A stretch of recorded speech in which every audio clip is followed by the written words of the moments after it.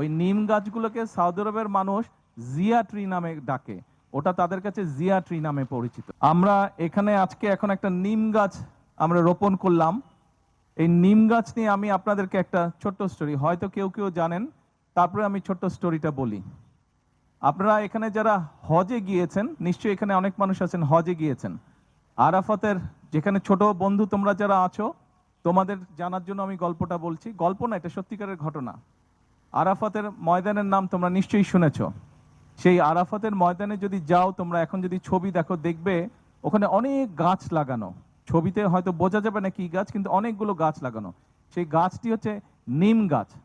এই নিম গাছ, এই যেটা দেখছো, আজকে থেকে 50 বছর আগে ওখানে কোনো গাছ ছিল না। আজকে থেকে 50 বছর আগে কোনো গাছ ছিল না। এটা খুব সম্ভবত 1978 সালের ঘটনা। 78 সালের ঘটনা। শহীদ রাষ্ট্রপতি জিয়াউর রহমান, উনি সৌদি আরবের তৎকালীন বাদশাকে বলেছিলেন, একবার উনি ওমরা পালন করতে গিয়ে যখন ওমরা পালন করে উনি আরাফাতের ময়দানে গিয়েছিলেন, তখন উনি দেখে বলেছিলেন যে আপনাদের এই মাঠটা ফাঁকা কেন? এখানে আপনারা যদি গাছ লাগান তাহলে হাজি সাহেবরা যখন আসে, তাহলে তো হাজি সাহেবরা গাছের নিচে সুন্দরভাবে বসতে পারে।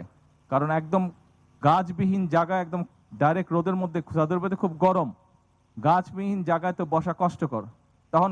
তখন সৌদি বাদশাহ ওনাকে জিজ্ঞেস করেছিলেন যে আমরা এখানে কি গাছ লাগাবো, মরুভূমিতে কোনো কাজ হবে না।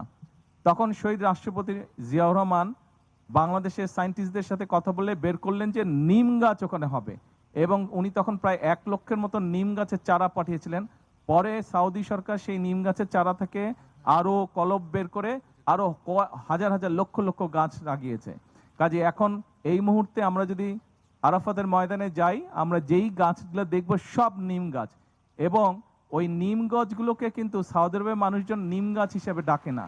ওই নিম গাছগুলোকে সৌদি আরবের মানুষ জিয়া ট্রি নামে ডাকে, ওটা তাদের কাছে জিয়া ট্রি নামে পরিচিত।